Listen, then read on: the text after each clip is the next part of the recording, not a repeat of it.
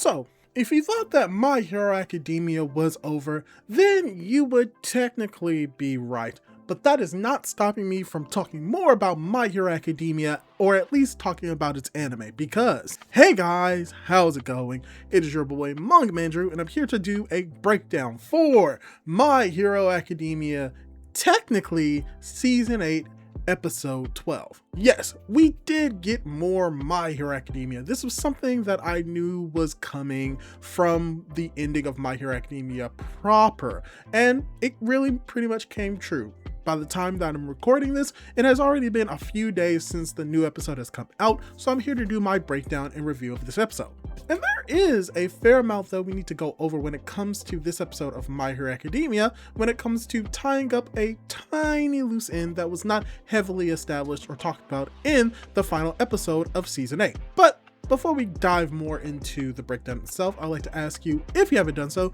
to subscribe to my YouTube channel where I talk about My Hero Academia and related content. So if that's something that you're interested in, subscribe. And without the way, let's dive right into the breakdown and review. And to start off, what's very interesting about this episode of My Hero Academia is that it is titled More, which takes its name from manga chapter 431, which is actually an additional chapter that was published in My Hero Academia's final volume, volume 42, and how this episode is actually something that is completely different from other episodes that we've had in the past. For instance, this is the first episode of My Hero Academia that we have had that takes place outside of the original season run for the season of My Hero Academia, as well as this is actually one of the very few, if not the only episode that adapts a full single chapter from the manga. And what's interesting about this episode is that while it is technically episode 171 of My Hero Academia, it is occasionally referred to as episode 170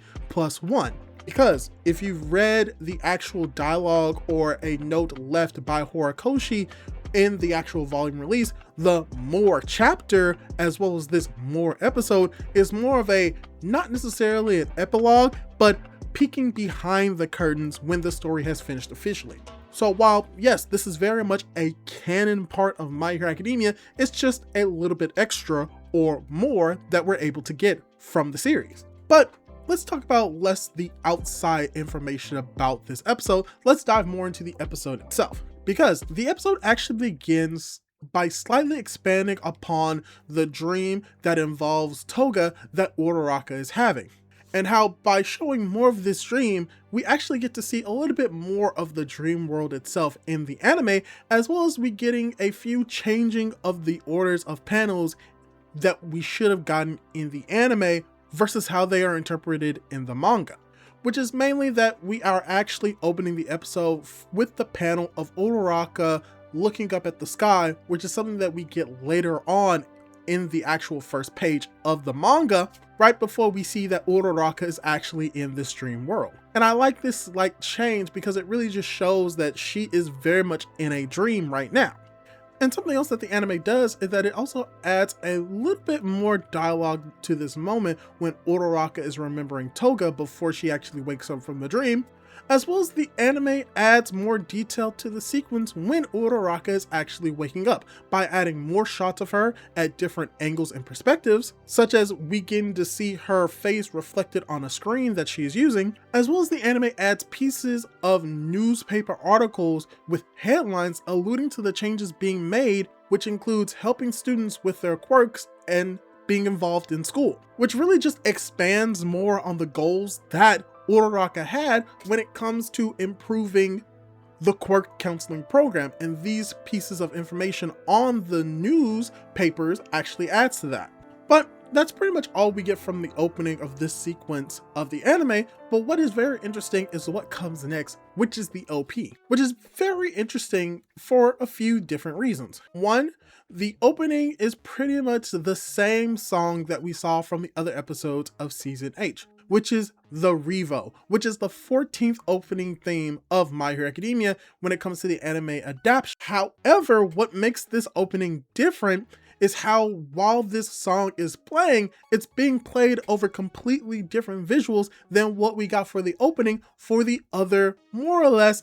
11 episodes of the final season of My Hero Academia. And when it comes to these visual sequences, they seem to be more reminiscent of the end credits than they are of an opening. And we'll get into a little bit of detail of why that's the case. Because the difference between this opening versus the opening of the other episodes and even the endings of the other episodes is that this opening uses, once again, reused visuals and images from throughout the story of My Hero Academia from season 1 all the way up to season 8. However, the coloring of these flashbacks and reused scenes are very much tinted in a Deku colored green. And what's also interesting about this is that as the opening pushes forward, we actually get to see Deku moving faster and faster as he goes from a small, short walk to a complete run and sprint. And while this is all happening, you can actually see the transitions from him going from his different versions of his hero costume all the way up until he gets the final costume, which is his brand new Armored All Might inspired suit, which very much looks like his final design when he is fighting against Tomoe Shigaraki in that hero costume. And talking about the new suit, one other thing that's very interesting in the opening is that we actually get to see Deku's new suit, and that it is the only thing that is an actual color and not in the same green color scheme, but also what is actually being shown on his cape and on his images are pretty much all the characters that he's grown to love and care for, and they are also in color. And you can pull symbolism from this about how Deku being in color shows for a brighter tomorrow, and everybody being a part of him adds to that brightness growing even brighter than everything else around him. But we're not going to dive that much into it. All I can say is that I love this change that they made, and it really makes this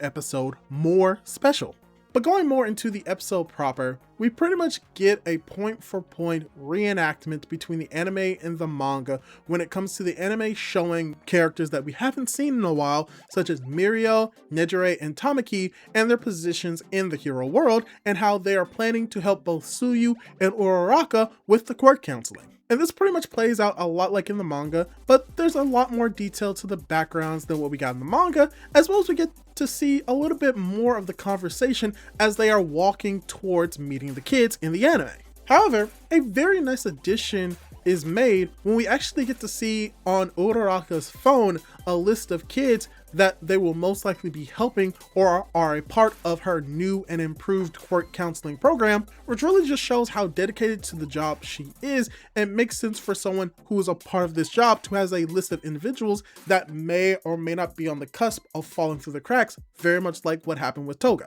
But it is from here where we do get a very great scene of the kids getting excited over Mirio and the other heroes as we get the scene of Mirio performing his peach dance, as the anime very much shows Nejire's reaction in a lot more of a humorous fashion than what we got in the manga, and how the anime also extends upon the sequence between the kids firing off their quirks at Mirio and Mirio using his permeation to dodge them. And how we get to see a little bit more of how varied these quirks are in the anime, and we get to see them in more clarity in the anime than what we get in the manga. However, once again, between anime and manga, not all of the kids from the manga are adapted into the anime. However, a lot of the sequences of them using their quirks are expanded in the anime. However, very much like in the manga, we still do see Uraraka helping one of the kids catch Mirio's peach, as this scene is great because it really just shows that Uraraka took what happened to Toga to heart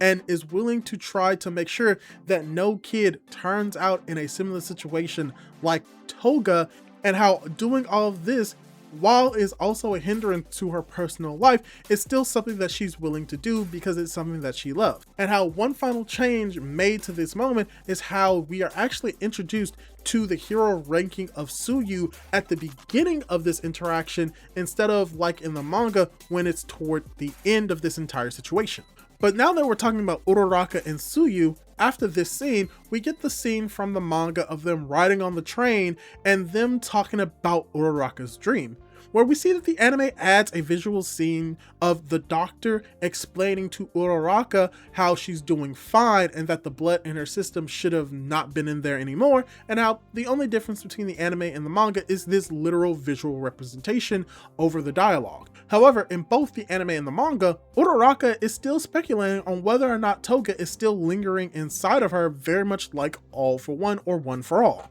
And how in both the anime and the manga, we see Toga in the reflection of the train car window as Uraraka is facing away. And something that isn't in the actual anime is how in the manga, we actually get to see these more terrorizing faces that are just lights coming off the train from the outside, which are actually representations of the criticisms and the people staring at Toga thinking that she's weird and hating them from her flashback. However, the anime does something a little bit different in contrast to that, which is that we shows the entire train going through a tunnel and becoming a lot more gloomy and dim as they are talking about what happened with Toga and whether or not Uraraka is able to live up to what Toga was able to pass on to her. And that pretty much does what those faces did in the manga by setting a more detrimental mood before it gets lifted up by Froppy trying to support Uraraka and that she should be okay. So it just really just shows how different mediums are able to handle the similar situation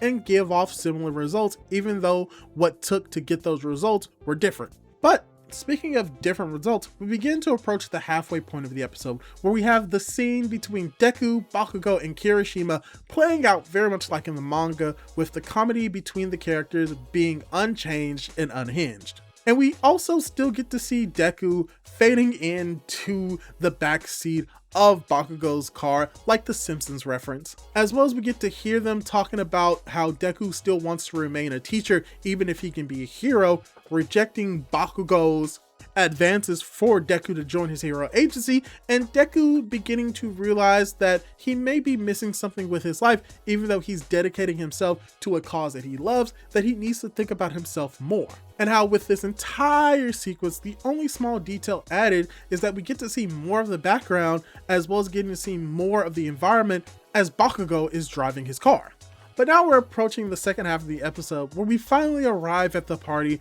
where everyone is celebrating Shoto finally getting the #2 spot on the Billboard charts, and how this anime scene plays out very much like in the manga, with only differences being more towards the tail end of the party. And while everything remains relatively the same, besides more detailed backgrounds while the characters are talking, it is during this sequence, as Tokoyami is talking about the future of the heroes and the pro heroes from both past and future, we are actually shown the current top 10 heroes on stage at the Hero Billboard chart ranking, which is something that is included in the anime and not shown in the manga. And something interesting that I want to note is that when they are showcasing the various hero placements, the previous generation is actually shown on stage smiling and actually shown being more in action and being more active, while the quote-unquote new generation are remaining in still images. And all of the characters have aged wonderfully, from Kendo to Monoma, even to Kami, but probably the best glow-up is definitely Mirko. I mean, look at those thighs. It doesn't make sense that she doesn't have legs that much, but dang is she gotten more buff. But stepping aside, also something else that I want to point out is that if you notice that there's an arrow beside the hero's ranking, those arrows actually represent something. In both the anime and the manga, a straight arrow means that their position hasn't changed,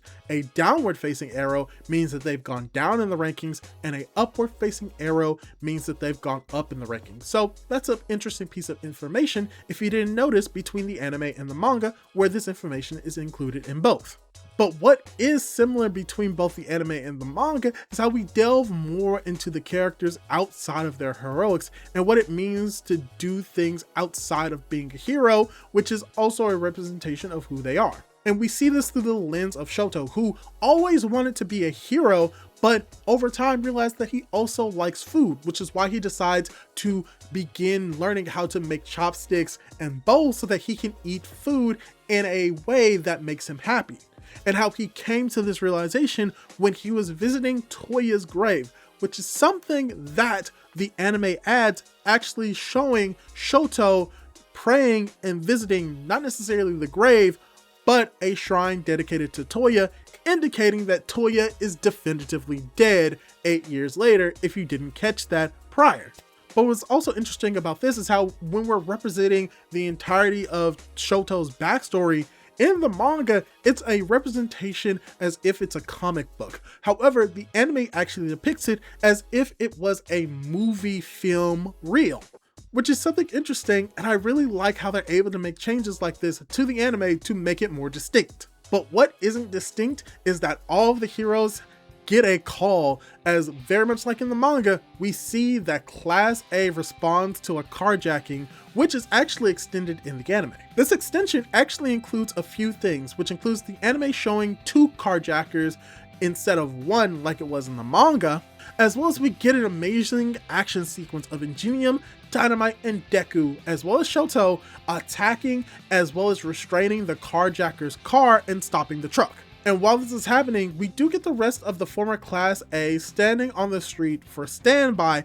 However, the anime does add a few members, such as Mina as well as Ochako, being able to break out and bring the car down from the bridge to the main street. And as we get this sequence where the Class A alumni are about to head out, we actually get a little bit more detail expanding upon their entire relationship, as they're talking a little bit more in the anime, hanging out a little bit more in the anime than what we got in the manga. And while this is happening, we see all of the characters make their goodbye, as Bakugo gives his goodbye to Deku, which eventually triggers something in Deku's mind to go after Uraraka. Which is where we get the moment that everyone was waiting for, as Uraraka is reflecting on she wanting to talk to Deku more when they were hanging out with the friends. Deku arrives on the scene, which gives a conclusion to the dream that Uraraka was having this entire time, which is revealed that she's been having it a month prior, which is when she and Deku started seeing each other more for work.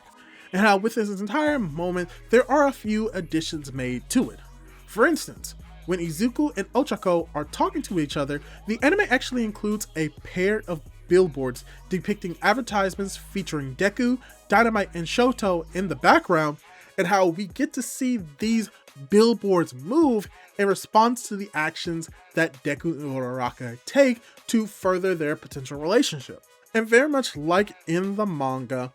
the anime does show that these characters, Deku and Uraraka, do declare that they both want to spend more time with each other, and how, like in the manga, this can only happen because Uraraka remembered what Toga told her in the dream about living the way that she wanted, and that Toga wants Uraraka to live the way that she wants, as we get Toga pushing Uraraka to Deku so that they can get closer. Because as the episode begins to conclude, after Uraraka is pushed towards Izuku by Himiko Toga, we get to see that her vestige is actually appearing in the real world, smiling before disappearing, mimicking Tomura's appearance in the previous episode. This is very interesting because it alludes to the idea that maybe the vestige of Toga was very much still around in Uraraka's brain, very much like how the vestige of Tomura was still hanging around Deku, and how they would finally disappear when they were able to finally truly see what the characters were able to accomplish, and how they were able to build a future that they would have been happy for. And this is the moment where we also see the billboards of Bakugo, Deku, and Shoto smiling, implying that most likely in this moment, Uraraka and Deku are going to be a couple, or building up to a more romantic relationship. And that after this moment, we get the ending song I, with a brand new end credit moment involving other characters of Class A. And some of these moments include Toru, Kyokajiro, and Momo walking together, Fumikage, Tenya, Mashiro, Ojiro, and Sato hanging out together as well. We also get Hanta Sero, Minoru Minato, and Shoji Mezzo walking together as well, as we see Tsuyu is actually heading home alone on a train. Kirishima, Mina, and Dinky are riding home in Katsuki Bakugo's car. And finally, we see Shoto seeing off Shinzo off on a bus. Also, almost forgot that we also get to see Aoyama and Koda actually going out and buying crepes. And all of this was added to the anime as we once again get the more traditional I ending from the previous episodes. And yeah, that's pretty much the quote-unquote final episode of My Hero Academia Season 8. I say that because it's also revealed that they are actually going to animate the one-shot involving Eri visiting UA and wanting to talk to Deku about attending her concert. And while that's only 4 pages, they could very much adapt that into an entire episode, very much like how they did with this one. So, overall, I thought that this was another fantastic episode for My Hero Academia. It was emotional, it was well animated, the story was short and concise, and overall, more My Hero Academia is just a plus in my book. But hey, let me ask you this. How'd you feel about the episode? Did you like it? Did you dislike it? And do you think that Deku and Uraraka are a couple? Leave your thoughts down below, and don't forget to subscribe to my YouTube channel for more content like this. Do all that cool jazz, and hopefully I'll be able to catch you in my next video. Goodbye!